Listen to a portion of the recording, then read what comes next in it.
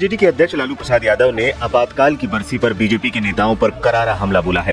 लालू ने कहा है कि इमरजेंसी के समय वो जयप्रकाश नारायण से जुड़े हुए थे। उस समय वो 15 महीने मीसा एक्ट के तहत जेल में गए, मगर उस समय बीजेपी के कई बड़े नेताओं के बारे में जानते तक नहीं थे, जो आज आपातकाल पर बोल रहे हैं। लालू ने कहा यहाँ तक कि प्रधानमंत्री नरेंद्र मोदी, बीजेपी के राष्ट्रीय अध्यक्ष जेपी नड्डा समेत केंद्रीय कैबिनेट के कई मौजूदा मंत्रियों का नाम भी उन्होंने या उनके साथियों ने नहीं सुना था, जो आज हमें आजादी का पाठ पढ़ा रहे हैं। आरजेडी सुप्रीमो लालू प्रसाद यादव ने शनिवार को सोशल मीडिया प्लेटफॉर्म एक्स पर आपातकाल की बरसी पर लिखा गया अपना लेख साझा किया। इसमें उन्होंने कहा कि पूर्व प्रधानमंत्री इंदिरा गांधी ने उनके जैसे कई लोगों को इमरजेंसी के दौरान सलाखों के पीछे डाल दिया था, लेकिन उन्होंने कभी भी गालियां नहीं दी। लालू ने बताया, इंदिरा या उनके किसी भी मंत्री ने उन्हें एंटी नेशनल या देशद्रोही नहीं कहा था। उन्होंने कभी भी हमारे संविधान के निर्माता बाबा साहब भीमराव अम्बेडकर की यादों को मिटाने का काम नहीं किया। लालू ने कहा, 1975 का आपातकाल देश के लोकतंत्र पर धब्बा है, लेकिन हमें ये भी नहीं भूलना चाहिए कि 2024 में विपक्ष को सम्मान नहीं मिल पा रहा है।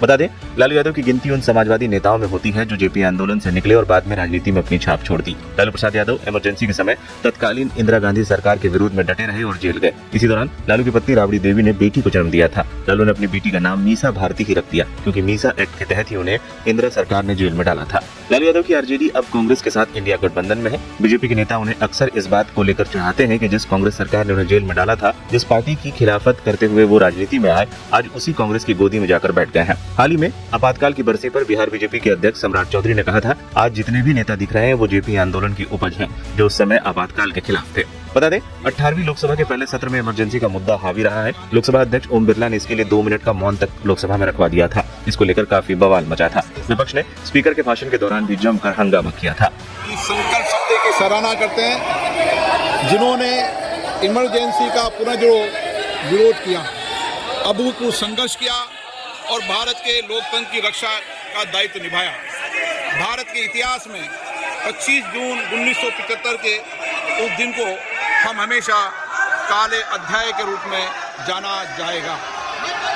इस दिन तत्कालीन प्रधानमंत्री श्रीमती इंदिरा गांधी ने देश में इमरजेंसी लगाई और बाबा साहब अम्बेडकर द्वारा निर्मित संविधान पर प्रचंड प्रहार किया था। भारत की पहचान पूरी दुनिया में लोकतंत्र की जननी के तौर पर है।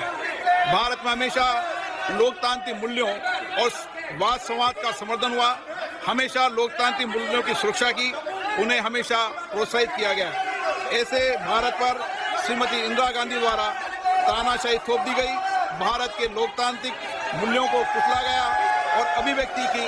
इसके प्रायोजक हैं एडवांस कंप्यूटर, निकट इंडियन बैंक, बूढ़नपुर, आजमगढ़। यदि आप अपनी बच्चे को कंप्यूटर की उत्तम शिक्षा देना चाहते हैं तो तुरंत संपर्क करें।